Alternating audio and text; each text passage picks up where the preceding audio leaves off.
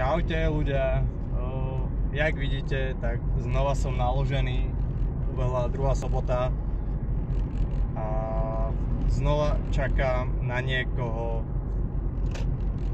kto mi napíše a pomôžeme niekomu, nejakej rodine, ktorá to naozaj potrebuje. Takže budem rád, keď mi niekto napíše a niekomu pomôžeme. Je to fakt, mám úplne, ale že úplne plné auto. Takže keď niekto, sú tam chleby, sú tam strašne veľa je toho, však sami to vidíte, že čo mám vlastne v kufri a to mám úplne skoro až po strop.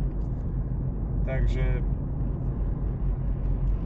poďme, hľadajme nejakú rodinku alebo aj dve, není problém. Čaute zatiaľ.